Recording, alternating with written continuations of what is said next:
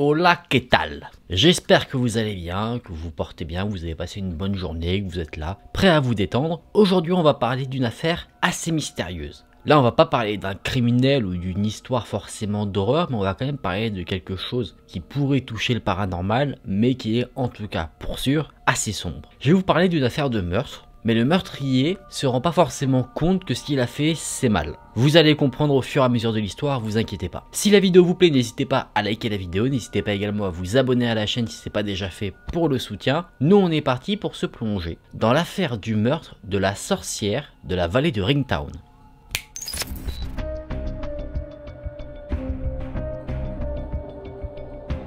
Ouais, je sais, faudrait que je trouve une solution pour que l'ambiance soit un peu plus colorée derrière moi.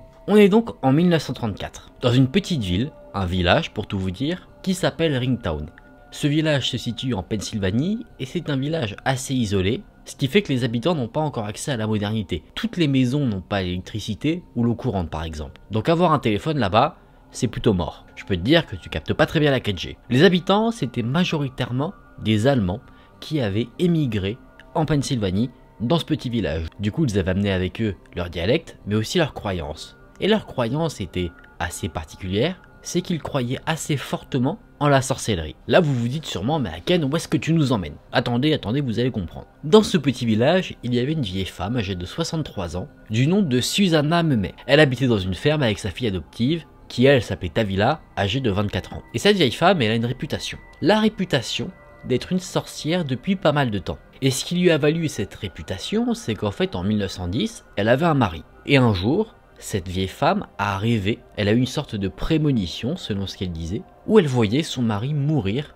en allant au travail à une certaine date. Son mari ne l'a pas cru, il s'est quand même rendu au travail, il a dit ouais c'est un cauchemar, t'inquiète, et effectivement, le jour J, le mari est décédé dans l'explosion de son usine. Forcément la nouvelle s'est répandue et les gens du coin ont commencé à penser que cette vieille femme, Susanna Memet, était la plus dangereuse de toutes les sorcières. Les gens de la région assez superstitieux ont posé des talismans devant chez eux pour protéger leur logement du mauvais sort, protéger leur culture, protéger leur ferme, les protéger en tout cas de tout ce que pourrait lancer comme sortilège cette vieille femme Susanna Memet. Les gens pensaient que sa capacité principale, c'était la capacité à lancer le mauvais œil sur les gens. Et du coup, derrière, il leur arriverait plein de malheurs. Les gens étaient tellement superstitieux que tous les malheurs qui pouvaient arriver dans la région, que ce soit des mauvaises récoltes, un décès, vraiment tout ce qui pouvait arriver de négatif, ils l'incubaient à la vieille femme en disant que c'était sa faute parce qu'elle avait jeté un sort. Et donc si on revient à l'année où il va se passer quelque chose, en 1934, là on est vraiment au maximum de l'animosité des gens envers la vieille femme. Et Susanna Memet et sa fille adoptive étaient au fait de l'animosité que leur portaient les gens du coin. Du coup elles avaient décidé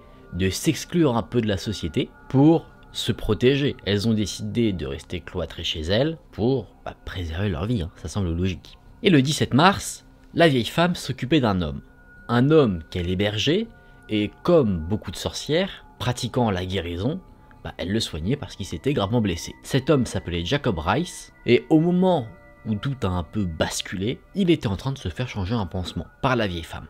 Là, il y a un bruit sourd qui a fait voler à la fenêtre du salon du logis en éclats, et il y a un vent fort qui a fait que la flamme de la bougie qui éclairait la pièce s'est éteinte. Tout le monde était maintenant dans l'obscurité, et il y a eu un autre bruit, un peu similaire au premier, qui a retenti dans la pièce. Là, les habitants de la maison ont reconnu ce que c'était une détonation de pistolet. Tout le monde s'est jeté sur le plancher, ils se sont mis à couvert pour se protéger, c'est normal. Jacob essayait un peu de gérer la situation, il essayait de jeter des petits coups d'œil, voir s'il y avait quelqu'un, s'il y avait quelque chose, pour assurer la protection des personnes qui l'hébergeaient. La fille adoptive, elle, était paniquée, elle pleurait à chaudes larmes. Mettez-vous à sa place, c'est compréhensible. Jacob, pendant qu'il jetait un petit coup d'œil, il voit qu'il y a une sorte de silhouette allongée sur le sol, et il comprend tout de suite, malheureusement, ce qui s'est passé. Il comprend que la femme qui s'occupait de lui, Susanna Memet, était décédée. Elle avait pris le coup de feu.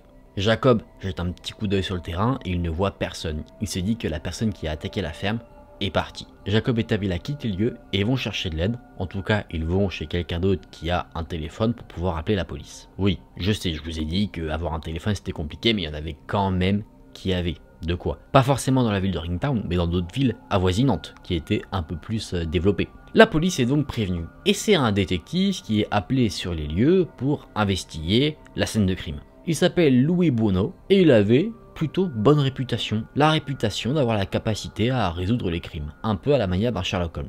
Il est allé voir la scène de crime, le corps de la vieille femme était toujours sur le plancher. Et les premières conclusions de notre détective, c'est que la femme a été abattue par un coup de pistolet, la balle a atteint le cœur de la jeune femme, a traversé son corps et s'est logée dans un mur. Il a retrouvé la balle, et cette balle était assez particulière. C'était pas une balle classique, si on peut dire, une balle de revolver qu'on pourrait acheter dans un commerce, pas en France, mais vous avez compris. C'était une balle qui avait été fabriquée à la main. Une balle particulière dédiée à tuer tout ce qui est démon, sorcière, vous voyez. C'était des balles qu'on gravait, qu'on essayait un petit peu d'enchanter justement pour se défendre contre les démons. Louis Bono a interrogé les deux témoins de la scène, la fille adoptive et Jacob. Il les écarte de la liste des suspects, mais ce qu'il apprend au cours de ces petits interrogatoires, c'est que la vieille femme s'était querellée avec des voisins. Le détective se dit peut-être qu'on a des suspects parmi eux. Il les interroge également et il se rend compte que personne n'avait vraiment tenu rigueur de ces querelles, ça s'était plutôt arrangé, donc aucun vrai mobile concernant l'assassinat de la vieille sorcière. Il y aurait juste un homme qui pourrait être suspect, parce qu'il a menacé de mort la vieille femme. Néanmoins, après que le détective l'a interrogé, il se trouve qu'il avait un alibi solide qui faisait que ça ne pouvait pas être lui. Le détective, il patine un petit peu du coup dans cette affaire. Il n'a pas forcément de suspect, il galère un petit peu, mais il a une certitude. Il sait précisément que le tueur vient de Ringtown ou de ses alentours. Pourquoi? Parce qu'il pense que par rapport à la balle qu'il a trouvée, la fameuse balle un peu spéciale pour les sorcières, les démons, le tueur est forcément quelqu'un qui connaît la vieille femme, donc qui est forcément dans les alentours, qui a entendu parler de sa réputation. Il a donc noté dans un petit carnet tous les noms des personnes qui pouvaient en vouloir à la vieille femme, et il était persuadé que le nom de la personne qu'il avait assassinée était dans ce petit carnet.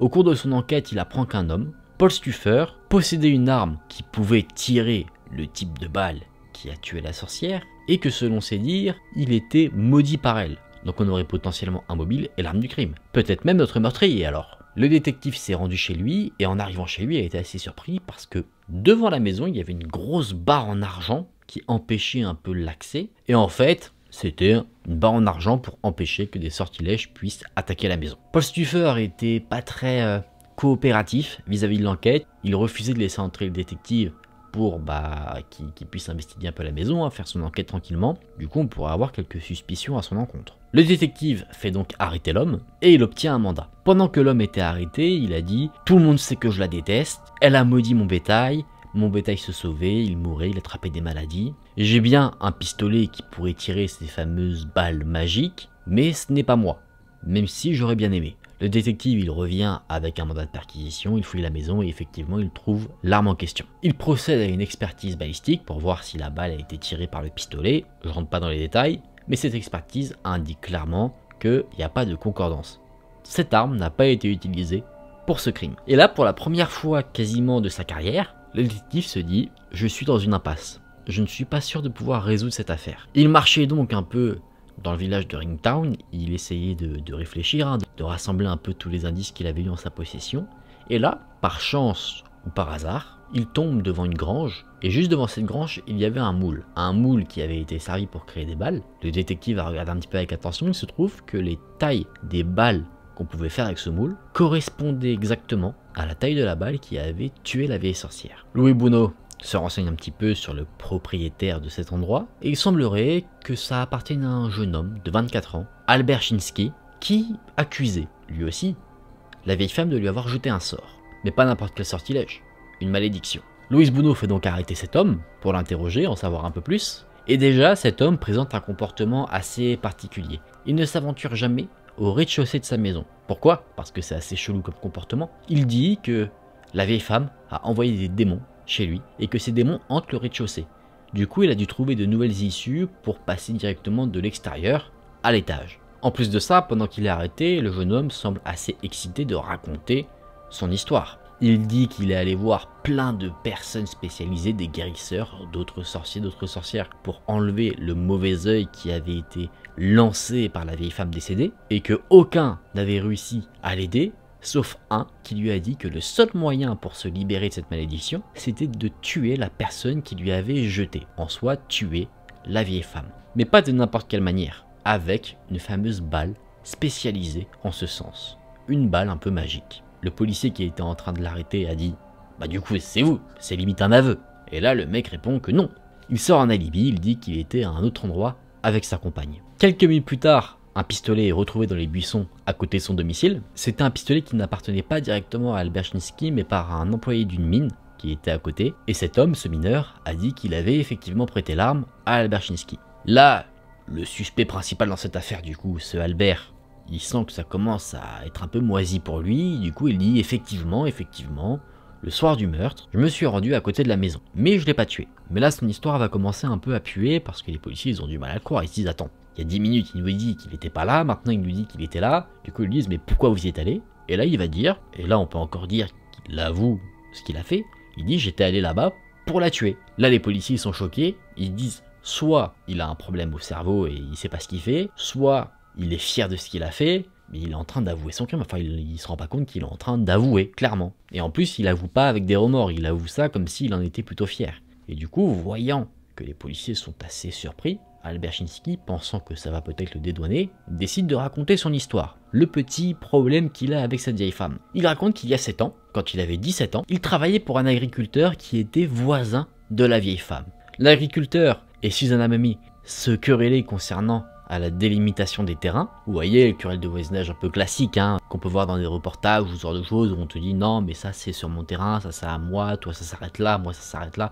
Vous voyez un petit peu le délire. Et du coup lui, Alberchinski, il travaillait pour cet agriculteur. Et à un moment donné, alors qu'il s'occupait des terres de l'agriculteur, il s'est retrouvé sur le terrain de la vieille femme. Là, la sorcière est apparue et elle le regardait fixement, avec un air un peu méchant, en mode elle était pas contente qu'il soit là quoi. Alberchinski a vu la vieille femme et tout d'un coup il s'est senti pris d'une sorte de malaise, il avait des sueurs froides et il a senti comme 2 mains invisibles se poser sur ses épaules, appuyer très fort et pouf, disparu. Ça l'a épuisé, il sait pas pourquoi, il s'est senti totalement vide de toutes ses forces et du coup il a demandé à pouvoir prendre le reste de sa journée. Et c'est une fois qu'il a mis les pieds chez lui que son calvaire a commencé. Il commençait à voir des choses étranges, il voyait un chat qui se tenait devant sa fenêtre qui lui crachait dessus. Mais voilà, il le menaçait, il était tourmenté par plein de choses comme ça, des choses un peu qu'on pourrait qualifier de paranormales. Il voyait des créatures, et tout justement ces mots, ces trucs qui lui arrivaient, bah il en a conclu que c'était la faute de la vieille femme, que la vieille femme lui avait jeté un sort. Il avait l'impression parfois de se faire attaquer par des monstres, ça le faisait tomber au sol, ça le griffait, ça lui faisait mal. De jour en jour, il perdait ses forces, il ne pouvait plus forcément travailler comme il le voulait. À un moment donné, il travaillait à la mine, il a dû arrêter parce qu'il n'avait plus assez de force. Il voulait travailler en tant que chauffeur, sa vue commençait à diminuer, du coup il n'a pas pu. Vous voyez, il lui arrivait plein de galères. Et tout ça, il disait que c'était la faute de la vieille femme. Il a consulté des guérisseurs, des personnes un peu spécialisées dans le domaine. Et donc, il y en a un qui lui a dit « Frérot, tu veux te débarrasser de tout ce qui t'arrive, va la tuer. Et pas n'importe comment, avec une balle magique que tu fais toi-même. » À de nombreuses reprises, Alberchinski est allé devant la maison de Susanna Mamie pour la tuer, sauf que dès qu'il s'en rapprochait, les effets un peu indésirables qu'il avait dans son corps, enfin les visions, ce genre de choses, s'intensifiaient. Du coup, il allait pour la tuer, et une fois qu'il était sur place, il en était incapable. Il s'est donc dit, si quand je me rapproche de chez elle, je me sens pas bien, peut-être qu'en m'en éloignant, ça ira mieux. Il décide donc de passer quelques jours loin de la ville de Ringtown, et malheureusement pour lui, ce qu'il subit ne s'arrête pas. Ça dure, et à un moment donné, il en peut plus. Il se dit donc, ce soir, le 17 mars, c'est le grand soir. Il va donc sur le terrain de la vieille femme, armé d'un pistolet, de sa fameuse balle magique. Il s'est rendu donc sur le terrain de la vieille femme et il a attendu le moment le plus propice pour l'assassiner. Il a commis le crime, ça, on n'en doute pas, mais ce qu'il nous dit, et c'est ça qui est aussi intéressant, c'est qu'il dit qu'il n'a retenu aucun plaisir de ça. Il n'a pas tué la vieille femme par plaisir. Ce qu'il dit néanmoins, c'est qu'une fois qu'il a tué la vieille femme, lui se sentait beaucoup mieux. Comme si la malédiction, si malédiction il y avait disparu. En plus de ça, son meurtre, il voit ça comme une libération pour lui, mais aussi pour le village. Ils se disent ce que je fais, c'est pas un crime, c'est un travail d'intérêt général. Et c'est sur ça qu'il termine son petit récit. Il l'a conclu en disant que il ne pouvait rien faire d'autre, il était ensorcelé, fallait qu'il y mette un terme. Il ajoute aussi, je sais pas ce qui va m'arriver, mais la chaise électrique, si jamais je suis condamné à mort, ce sera rien du tout à côté de tout ce que j'ai vécu. Pour le détective Luis Bueno, il se dit, frérot, t'es cuit. Mais il y a un truc qui va l'interpeller, c'est que lui a assisté à l'enterrement de la vieille femme, et après l'enterrement, il est allé interroger la compagne de Alberchinski. Cette femme du nom de Selina Bernstel a confirmé tout ce qu'a raconté son compagnon, et elle le croyait. Elle croyait effectivement que la vieille femme avait lancé une malédiction sur son mec. Elle dit même qu'elle aussi a vécu, en partie, ce que son compagnon avait vécu, la vision de démons, le chat un peu maléfique, ce genre de choses. Elle dit même qu'une fois que le meurtre avait été fait, Alberchinsky avait radicalement changé. Au fur et à mesure du temps, il était devenu malheureux, triste, il avait perdu du poids, il se sentait pas bien, et dès que le meurtre avait été fait et qu'il est rentré chez lui, il était totalement heureux, apaisé, il se sentait enfin libre. Et elle a remarqué ça alors qu'elle n'était pas au courant en soi que la femme avait été assassinée. Et Selina s'est pas dit, je vais lui demander qu'est-ce qui lui arrive pour qu'il soit aussi heureux. Elle était tellement heureuse de voir que son compagnon était bien dans sa peau qu'elle ne l'a pas questionné sur le sujet. Elle a pas dit mais qu'est-ce qui s'est passé. Ce qui est aussi fou dans cette affaire, c'est que une fois que l'affaire a été un peu déclarée, que les choses se savaient, on savait que c'était Alberchinsky qui avait tué la vieille femme et que la nouvelle s'est un peu répandue, les gens ne le voyaient pas comme un assassin. Ils n'étaient pas là à dire mon Dieu, il y avait un tueur parmi nous, quoi que ce soit. Pas du tout. Ce qu'ils se sont dit, c'est que c'est génial. Ce mec est un héros. De par son acte, il a libéré toute la ville. Ses habitants étaient reconnaissants à son égard, et tellement reconnaissants qu'ils ont décidé de rassembler des fonds pour payer ses frais de justice. Et Alberchinsky, lui, il avait aucun tabou à raconter ce qui s'était passé. Il le racontait totalement tranquillement. Pour lui, il avait rien fait de mal. D'ailleurs, il était plutôt optimiste quant au résultat de son procès. Il pensait qu'il allait en sortir tranquillement. Il y croyait tellement que Selina, qui voulait se marier avec lui, voulait presser les choses, se marier avec lui en prison, lui disait « Tranquille, on a le temps. On va se marier quand je sortirai. » Et là, je sais que vous vous dites, ouais, mais il va être emprisonné ou il va être condamné à mort. Ça va jamais se faire. Calmos, calmos, vous allez voir. Cette histoire ne finit pas forcément comme on peut s'y attendre. Vient le procès d'Alberchinsky. Procès plutôt tranquille, parce que Alberchinsky, lui, il ne veut pas aller dans le sens de son avocat qui lui conseille de plaider une aliénation mentale. Pour Albert, lui, il est en paix, et il dit, non, je suis pas fou, tout va bien. J'ai commis ce crime en âme et conscience. Et ça, forcément, le juge, ça l'arrange. Il se dit, bon, le mec est pas fou, il avoue son crime, on va vite régler cette affaire. Il se dit également, la chaise électrique, c'est pour lui. Mais sauf qu'il y a un petit couac dans le truc, c'est qu'il y a des psychologues qui vont interroger Albert et ils vont montrer des résultats assez atypiques. Ils vont dire qu'ils ont reconnu les signes d'une démence précoce. Du coup, il ne faut pas l'emprisonner, il ne faut pas le condamner à mort. Ce qu'il faut faire, c'est l'interner. Et c'est ce qui est fait. Alberchinsky est envoyé dans un hôpital psychiatrique, l'hôpital psychiatrique de Fairview, qui a pas du tout bonne réputation. Au point que les gens disent que si tu rentres dans cet endroit et que t'es sain d'esprit, t'en ressors, t'es fou. Les années passent, les années passent, les années passent. Selina Bernstel, celle qui était tant amoureuse de Alberchinsky, se marie avec un autre homme, et ce héros, Alberchinsky, héros pour la population locale, est oublié. Donc ça valait le coup de faire ce genre de choses pour être comme un héros et finalement être oublié plutôt rapidement. Et là on fait un bond dans le temps, en 1968, un autre avocat qui avait appris un petit peu cette histoire, décide de se replonger dans l'affaire. Il a demandé à ce que Alberchinsky soit réexaminé par des psychiatres. Alberchinsky, lui, il s'en foutait, il était en paix, il se dit ok, allons-y. Et là, un autre résultat ressort par rapport à sa première analyse, c'est que là, il est sain d'esprit. Et du coup, qu'est-ce qui se passe? Là, on va pas dire ok, tu sors de l'hôpital psychiatrique, tu vas en prison, on te fait une condamnation à mort. Il est libéré. En 1976, il sort de l'hôpital psychiatrique de Fairview. Et ce qui est très fou, c'est qu'on lui a reposé des questions vis-à-vis de cette affaire, notamment s'il croyait toujours dans la sorcellerie, et sa mentalité a pas mal changé. Ce qu'il dit à ça, c'est que c'était un jeune homme stupide, il était à l'époque superstitieux, du coup il se dit que oui, il a fait une bêtise, mais qu'il pense que il a été assez puni. Il a fait son séjour dans l'hôpital psychiatrique, c'est bon, on oublie. Il a donc été libéré, il est retourné vivre dans la ville, ça c'est assez glauque quand même, où tout s'est passé, la ville de Ringtown. Là-bas, il a vécu tranquillement jusqu'à sa mort en 1983. C'est là que se conclut cette histoire. Alors, on ne sait pas ce qu'est devenu la fille adoptive de la vieille sorcière, ce qu'est devenu l'homme qui était en train de se faire guérir, ça on n'en a aucune idée. Mais en tout cas, c'était une affaire assez intéressante, assez folle aussi, c'est pour ça que je voulais vous la raconter. Je vous propose qu'on débriefe un petit peu de cette histoire pour conclure la vidéo en se remettant dans une ambiance plus chill. On enlève la lumière rouge qui nous rappelle ce petit meurtre assez fou. C'est une sacrée affaire. Après, comme je vous l'ai dit, on n'a pas affaire à un tueur sanguinaire, qui a un background super fou, mais je trouvais le background du tueur, du coup, de Alberchinsky assez incroyable, dans le sens où il n'y a pas grand chose qui l'ont poussé à tuer. Ce qui l'a poussé à tuer, c'est une croyance. En vrai, ça se trouve, c'est juste qu'il mangeait pas assez de légumes et il a commencé à avoir des hallucinations et il s'est dit c'est à cause d'elle, tu vois, juste parce que la vieille femme, une fois, elle l'a mal regardé.